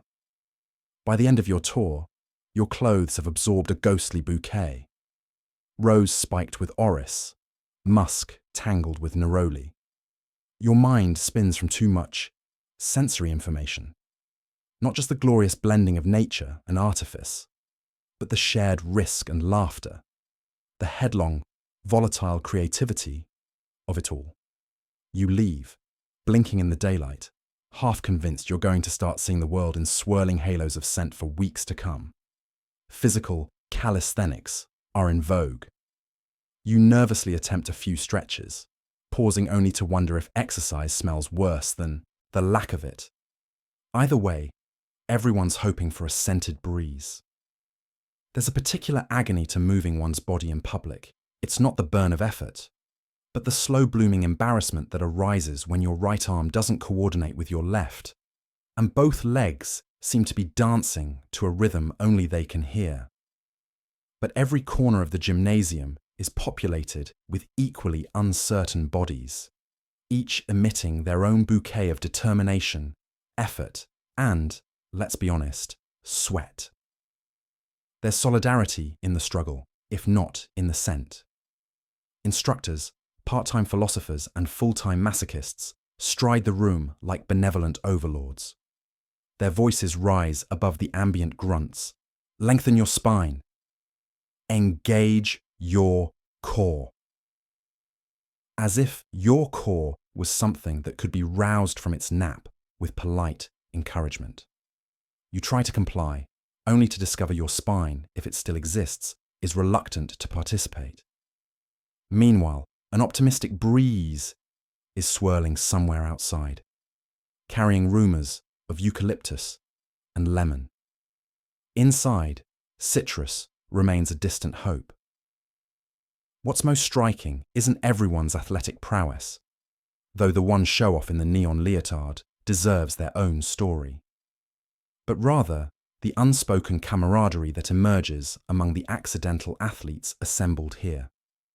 There's the shared terror of the jump rope, the synchronized pause as everyone pretends to stretch, while covertly catching their breath, and the humble acceptance when socks slip on polished wood and decorum goes sliding after it.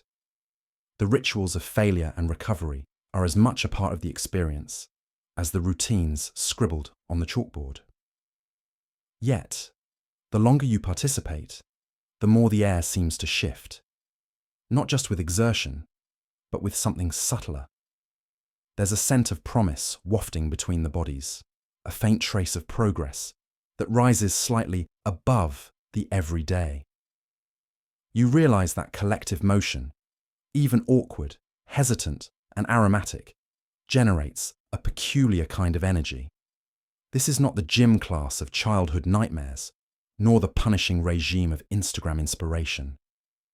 It's something quieter and more real, a lesson in humility, translated through shaky limbs and internal bargaining. Outside, passers-by catch only glimpses through fogged-up windows, a surreal tableau of stretching, hopping, and synchronized collapse. To them, it may look like chaos scented with desperation. Inside, though, it's alchemy. Raw effort softened by laughter, self-doubt aired out among friends.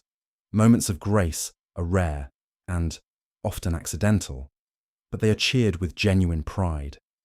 By the session's end, everyone carries a new respect for deodorant, and perhaps for their own bodies.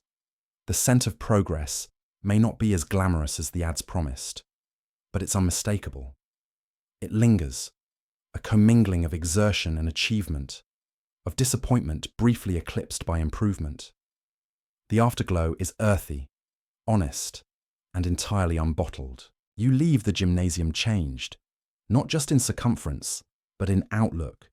You may return for the exercise, for the companionship, or for another shot at redemption on the mat.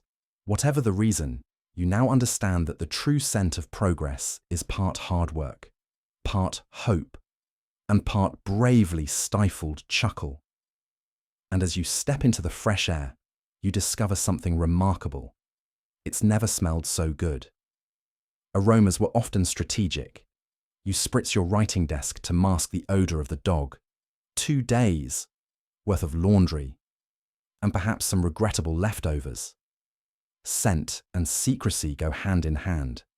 It's a time-honored tactic. Out of sight, out of mind, or perhaps more accurately, out of nose, out of scandal. The right fragrance, citrusy optimism, pine-fresh resolve, performs a small sleight of hand, distracting houseguests and, if you're honest, yourself, from a household's more embarrassing truths. The plug-in lavender suddenly says, "Nothing to see here," while the real story, half-eaten sandwiches and muddy shoes, lurks quietly behind closet doors. The fragrance industry, aware of this covert arrangement, leans in. Each new bottle promising not just freshness, but the illusion of order, control, even virtue. That lemon zest cleaner is a mask every bit as effective as a masquerade ball. It's not just the living room that benefits from the olfactory cover-up either. A quick dash past the litter box, with a reed diffuser in hand, the swish of floral spray as guests park themselves for conversation. Domestic theatrics, one and all. The secret hope isn't to eliminate, but to redirect. Let the company notice the hint of jasmine, instead of the hint of last night's curry lingering in the air. One spritz, And you're not someone who spent breakfast battling burnt toast, but a person of cluttered charm who has their life together just enough to care about the finer details. That's the real magic of a fragrant ruse. It invites perception, not inspection. Historically, the ruse of scent has played out on grander stages. Think of the perfumed handkerchiefs clasped by European aristocrats as they navigated the less-than-sanitary quarters of their own palaces, or the elaborate pomanders dangled from gilded chains to keep foul airs at bay. Scent, it turns out, always had an agenda: to veil, distract, and, at times, outright deceive. Today's aerosol can is simply a democratization of that same old strategy, now available for $4.99 at the local grocery store. Spray, and the room transforms, at least for 15 hopeful minutes. But the ruse has its costs, written in cloudy plumes and the quiet guilt of pretending. Sometimes, as you pass through the warm haze of coconut lime, you wonder what exactly you're masking. Is it the mess, or the perpetual feeling that there just isn't time to sort it all out? After all, the rush to cover up is not only about offending noses. It's a salve for our secret anxieties, that someone will peek behind the curtain and see the pile of undone things, each quietly fermenting beneath the vanilla mist. Scent is both a shield and a confession, a little wink that says, yes, everything's fine here mostly. There's an artistry to the fragrant ruse, a choreography of quick decisions, where to spray, what to light, who to impress, that becomes a ritual in its own right. Over time, you get to know which scents best suit which emergency. Teakwood for unexpected visitors, orange blossom for Zoom calls, cinnamon, if you want to suggest the possibility of home-baked cookies. Each choice another well-placed bluff in the game of domestic presentation. In this, we are all quiet performance artists, layering reality and perception as deftly as we layer perfumes. Yet if the ruse sometimes feels exhausting, it is only because, deep down, we know the perfume can't tidy the laundry or air out the stale regrets. Still, as you return to your writing desk, the spray bottle glistening with condensation, you allow yourself one gentle deception. For just a moment, the world smells new, your secrets are safe, and the lingering evidence of chaos fades softly, replaced by some manufactured orange grove. Just enough, perhaps, to start again, until the next candle needs lighting. Headline: Queen Victoria's favourite scent sells out in every apothecary. Now you and everyone you know smell exactly the same, like a walking tribute band for English roses. But let's not romanticize this too quickly. Yes, the royal seal of approval sells, always has. Just ask Penhaligon's, who, thanks to a particularly enthusiastic nod from Queen Victoria, could barely keep their modest glass bottles from marching straight out the door. Picture down the row perfume sellers hunched over order books, trying to guess whether the next big thing would still be heavy with musk, or if this year's It Girl monarch might pivot to something radically fresh, like bergamot. But in the elbow-to-elbow crush of London's shopping districts, everyone ends up sporting the same floral haze. Fashionable? Absolutely. Individual? Not in the least. Royal influence on beauty trends is nothing new, but in the 19th century, the monarch's tastes didn't just set the pace, they cleared the shelves. In an era before Photoshop or TikTok, your status signal depended on something intangible. Aroma. A whiff of Victoria's favourite blend meant more than just good taste. It was a coded message. I'm in. I matter. I shop where the Queen shops, smell what she smells. Perfume became a shortcut to social standing, and brand loyalty was born not from slick advertising, but from the very top. Of course, the effects weren't always confined to the palace's favourites. Soon, distant cousins in country homes and climbing socialites in Soho were vying to outdo each other with increasingly elaborate stories about how they'd stumbled across the coveted fragrance, perhaps even bumping elbows with a lady-in-waiting at the counter. Mrs. Bellamy claims she heard about it from her niece, who is practically family to someone at court. Mr. Dorset just so happened to recommend it to the Prince in passing. The rich get richer and the well-connected smell like it. But let's pause before we crown these erstwhile English rosebuds as mere followers. There's another layer here: aspiration and identity. The shared scent isn't just lazy mimicry. It's a symptom of a striving class, eager to borrow a little luster from the House of Hanover. Everyone's playing the same olfactory game, but the thrill is in being part of the chosen few who got there first, while the masses are left bumbling behind. Sometimes, though, celebrity allure leads not to refinement, but accidental comedy. Think: a stifling ballroom in July, packed with ladies and gentlemen all drenched in the same syrupy concoction. By midnight, the air thickens, not with romance, but with the too familiar tang of collective ambition. Court gossip soon shifts from fashion faux pas to heavens. Who needs roses when you have a greenhouse's worth right here? And if you think this was a peculiarity of Victorian England, think again. Revolution and royalty both love a trend. Across the Channel, Napoleon had his own signature cologne, 4711. Suddenly, well-heeled gentlemen lingered in Parisian arcades, hoping someone might notice that crisp citrus note and ask, "Is that imperial?" Similarly, Empress Eugenie's devotion to violets turned the simple flower into a social passport. There's power in being able to say, "It was good enough for her. It's good enough for me." By the turn of the 20th century, perfume houses leaned in. Cherubs and crowns embossed on labels, shipping crates stamped with royal crests, bottling the fantasy of courtly favour for anyone with a few shillings to spare. Modern influencer marketing has nothing on the raw, viral pull of a reigning queen's signature scent. It's easy to laugh at the idea of a country swept up in a single perfume craze. But dig a little deeper, and it's a testament to how desperately humans want to belong, and to how a whiff of jasmine, rose, or sandalwood can collapse the distance between palace and parlour. Tomorrow's trend, after all, might be just a breath away. Let me know if you'd like any tweaks or additional references.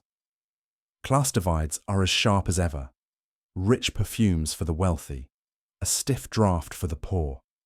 You contemplate your station in life, while hoping nobody notices your ode to Tuesday afternoon. It's funny, really.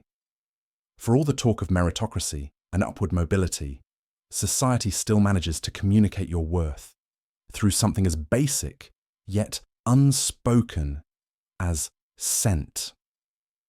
Step onto the morning train, and you'll be instantly introduced to the olfactory spectrum of socio-economic status, the cool ozone of designer cologne wafting from freshly dry-cleaned suits at one end, and at the other, a medley of microwaved leftovers, industrial cleaning products, and the anxious tang of someone who's been juggling shifts with no time for essentials, like a bath. Sometimes it's subtle, a hint of lavender or musky sandalwood that telegraphs, "I can afford self-care." But other times, it's not subtle at all, like the scented force field around an executive in first class, radiating hints of bergamot and entitlement, daring you to imagine, even for a second, what it would be like to have matching luggage and a spa membership. The rest of us in economy class, we're managing with a semi-permanent tinge of stress, Cat 2 public transport upholstery, and, if we're lucky, the vestiges of deodorant applied in yesterday's rush. Of course, these scent signals don't just hover in the air by accident. They're cultivated, sometimes bought, sometimes concealed, but always meant to signal, I'm from this group, not that one. Perfume and cologne ads whisper and shout promises of transformation. Wear this, and you will be the kind of person who belongs. But more often, you end up being the kind of person who belongs in the discount aisle, surreptitiously sniffing the tester bottle, wishing it didn't smell slightly of chemical disappointment. It's not just about how you smell, but what it takes to get there. The wealthy can afford spa days, new linens, and clothes that don't absorb every unfortunate scent from a long commute. The working classes, on the other hand, must strategize. Open windows, extra showers that mean higher water bills, quick sprays in a supermarket bathroom before a job interview that expects professional presentation. All the while, advertisements for $120 fragrances blare overhead, smugly unreachable. But as much as we posture and pretend, everyone, regardless of class, knows the anxious inner monologue. The nervous sniff of a shirt before leaving the house, wondering if the day's cumulative stresses have become noticeable. The silent calculation in a crowded elevator. Who will be judged by the molecules in the air? Even in meetings, there's a subtle hierarchy. Noses wrinkled at unnamed offenders, whispers about office hygiene codes that often have less to do with health and more with who's allowed, through money, to hide their humanity. Here's the real absurdity, though. Beneath all these artfully constructed smells, our bodies are essentially the same. Our anxieties, too. Yet the lingering cloud around the rich enables a kind of invisible insulation, allowing them to move through the world unhindered, noses up, safe in the knowledge that their privilege doesn't just shape the balance of their accounts, but the very air they claim as their own. The rest of us? We carry the not-so-invisible stench of our everyday struggles. We hope, in vain, for a brief moment when we're not defined by what trails behind us. Or better yet, that maybe someday society will grow the nerve to see and smell past it. Until then, we'll keep managing our daily scentscapes, armed with emergency roll-on, hope, and just enough defiance to remind ourselves that true worth is more than what lingers in the air. Let me know if you'd like to adjust the tone, add more anecdotes, or tie in any references from your transcripts. The day a perfumer's experimental note turned the Queen's Ball into an olfactory nightmare. Attendees still speak of it in hushed, slightly gagging tones. Don't be that guy. Let's face it, perfume, at its best, is an invisible crown. At its worst, a weapon of mass discomfort. Every seasoned fragrance enthusiast has a story of good intentions gone sour.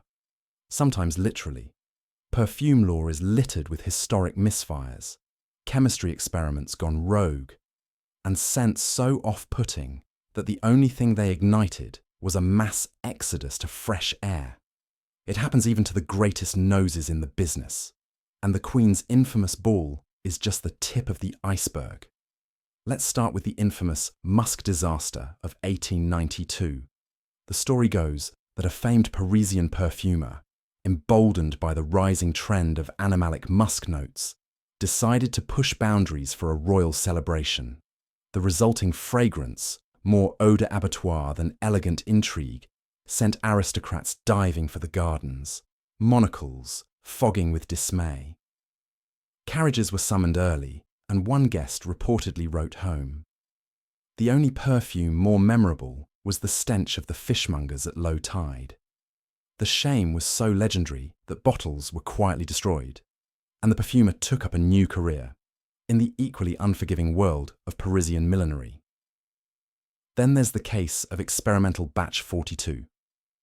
In the Roaring Twenties, a young chemist turned perfumer at a celebrated house decided that innovation meant overhauling every rule. His creation, involving a triple dose of civet and undisclosed spices, was unveiled at a glamorous soiree. The result? A scent reminiscent of a jungle cat on a pepper diet.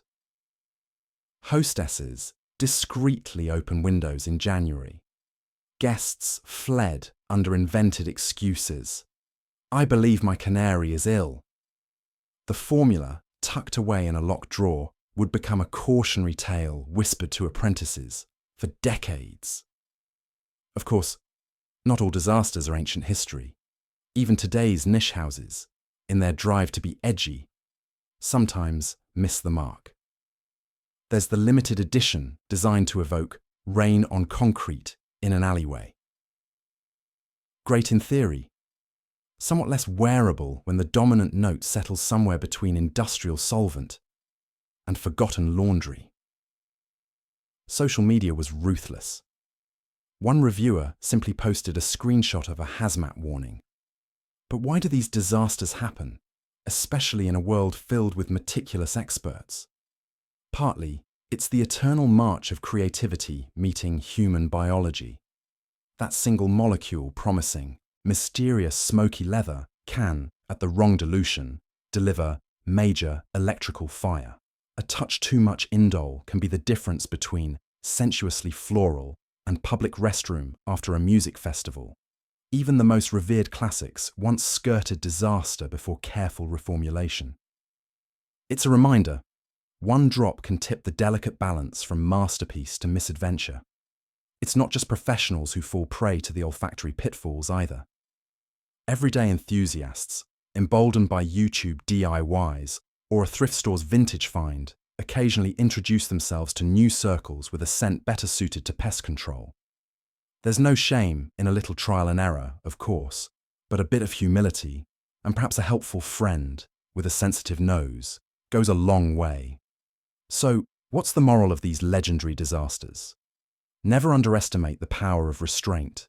Fragrance, like comedy or chili pepper, is about subtlety. Bigger isn't always better, and some notes, animalics, aldehydes, the more experimental synthetics, are best left in the right hands, at the right dosage. No one remembers the perfume that blended seamlessly and caused no drama. But everyone remembers the one that cleared a royal ballroom. In short, tread lightly where legends have stumbled. Test, refine, and for the love of the nose, never debut your boldest blend on the hottest, most crowded night of the year. Your guests will thank you, and you'll avoid going down in the annals of scent history for all the wrong reasons. By the late century, someone finally has the idea to invent commercial deodorant. It's awkward, slightly toxic, and barely works, but hope arrives in a tin. You apply with trembling anticipation. The story of modern deodorant doesn't begin with scientific rigor. It kicks off more like a mildly reckless experiment, born from desperation and polite society's mounting exasperation, with humanity's natural musk.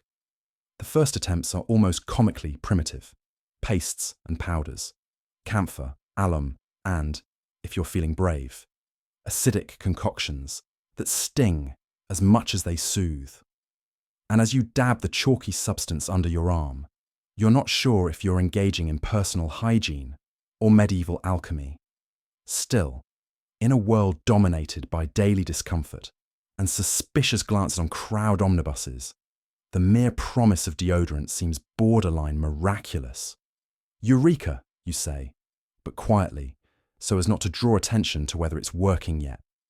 These early formulas are marketed enthusiastically, even if their efficacy owes as much to hope as chemistry. Ads show radiant, carefree people at balls and picnics, untroubled by the fearsome social spectre of body odor. In reality, users spend their evenings cautiously sniffing armholes and debating the merits of lavender versus fresh coal tar extract. The little tin or glass jar, small enough to clutch nervously on a dresser, becomes a symbol of modern striving. You're stepping into a new era, one where science, marketing, and a dash of denial promise to banish the old anxieties once and for all. Family members pass the stuff around, each reacting with various levels of skepticism and suppressed alarm. Is this the future? Is this safe? Is it supposed to burn? Manufacturers make bold claims. Stop sweat at the source. Confidence in a dab. Some of these statements are, scientifically speaking, wildly optimistic. But for the first time, regular people feel empowered to address their own aromatic uniqueness. Gradually, deodorant carves out a place in bathroom cabinets and social routines, slotting in between shaving soap and hair tonic. A new imperative is born. Not only must you dress for success, but you must also deodorize for acceptance. Of course, the story is not a straight, fresh-scented line to success. Early formulations sometimes cause rashes, awkward residues, or even less than pleasant new smells. The aluminum chloride solution, one of the first to actually reduce perspiration, comes with memorable instructions. Apply overnight, wrap your underarms in gauze, and try not to move or sweat at all for as long as possible. The cure, it turns out, is almost as challenging as the malady. In diaries and letters, some users marvel, and others quietly slip back to their perfumed handkerchiefs.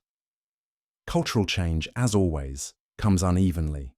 The rising middle class, eager to emulate the clean and proper elite, grabs hold of deodorant with gusto, while the skeptics mutter about unnatural inventions and the hubris of controlling nature's design. Yet the idea spreads through department store counters, graciously worded magazine columns, and the anxious whispers of teens everywhere.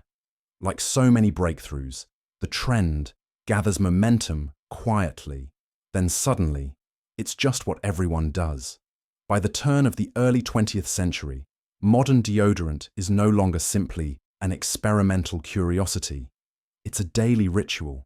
The stinging clumpy pastes begin to make way for smoother creams, dabber bottles, and eventually the streamlined sticks and sprays we know now.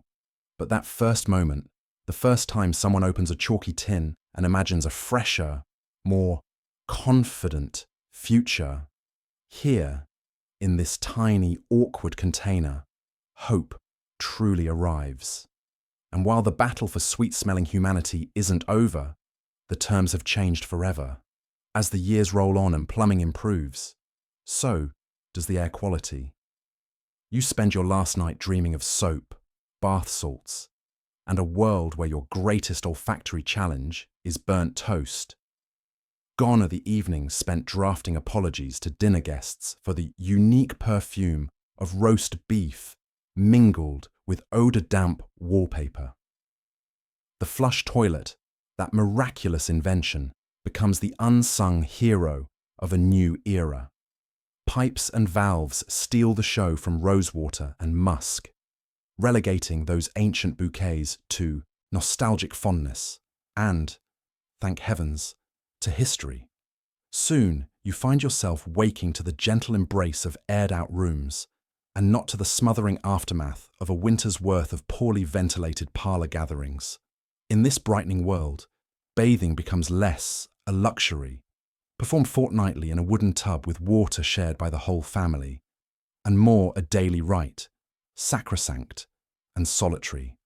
Soap switches its status from rare delicacy to reliable staple. No more are you compelled to endure elaborate masking. Scents become accents rather than necessities. Flowers are restored to vases and gardens, instead of being desperately crushed into handkerchiefs pressed to noses in panic. Society collectively exhales. Public spaces, once sealed in layers of coal smoke and humanity, start to open up. Windows are thrown wide. The dawn of modern ventilation systems brings with it a promise: air that is simply air. The various olfactory mines previously detonated at social gatherings, sweaty dance halls, foggy train compartments, now begin to dissipate. Aromas lighten. So too does the mood. Entrepreneurs seize this simpler, sweeter future. bottling fragrance less to fight a war than to suggest a mood. Lavender for calm, citrus for energy, the ephemeral and now entirely pleasant hint of fresh laundry. Perfumes transition from brass shields to silk scarves, nice but not strictly required for survival. The memory of the Victorian stench lingers, a fading cautionary tale, increasingly hard to imagine, but never entirely forgotten. Through it all, humanity remains, as ever, slightly hyperactive in its pursuit of comfort. Bath salts, powders, and lotions multiply. Deodorants emerge, boasting confidence, not merely the absence of embarrassment. Even the most ordinary suburban towels are quietly fragrant with something floral, something clean, something invented just this spring. Children can now romp in grassy fields without immediately acquiring the olfactory signature of a cheese shop in July. Grandparents recount their younger days and elicit wonder. How did anyone survive a single season of such funk? The tales of perfumed gloves, of cloves tucked into personal scent pockets, start to sound charmingly antique, even ridiculous. Yes, really, you'll say. They used to douse themselves in cologne with ingredients from animals and ancient myth. Your audience wrinkles their noses, then laughs. It's history, after all. And so, the story wraps itself around this progress. The steady march away from crisis, toward quiet dignity, and nostrils unfurled. The Victorians, bless them, did what they could with what they had. They displayed endless inventiveness in the face of a constant invisible foe. Yet even they, marinated in a perpetual cloud of misapplied fragrance, might envy the simple, clean air you now inhale without a second thought. And now, as you drift off in your own freshly laundered sheets, consider the world. You've just survived. A time when sweat was battled with optimism, more sweat, and alarmingly strong perfume.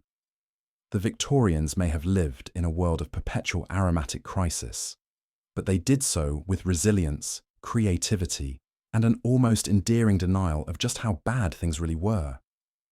Tonight, as you breathe in the clean, scent-neutral air of modern life, perhaps with a faint, questionable whiff from your neighbour's barbecue, take a second to appreciate every stick of deodorant and every hot shower. Maybe even thank those who came before you, who braved the stench so you could relax in a world where perfume is optional and sweat is strictly gym only. Because if history teaches us anything, it's that humanity will always find creative, slightly manic ways to cover up the awkward parts of existence. Rest easy, friends. There are no Victorian ballrooms or civet-scented disasters here, just the cool quiet of a night made for dreaming. Good night. And now, as you drift off in your own freshly laundered sheets, consider the world you've just survived. A time when sweat was battled with optimism, more sweat, and alarmingly strong perfume. The Victorians may have lived in a world of perpetual aromatic crisis, but they did so with resilience, creativity, and an almost endearing denial of just how bad things really were. Tonight, as you breathe in the clean, scent-neutral air of modern life, perhaps with a faint, questionable whiff from your neighbour's barbecue, take a second to appreciate every stick of deodorant and every hot shower. Maybe even thank those who came before you, who braved the stench so you could relax in a world where perfume is optional and sweat is strictly gym only.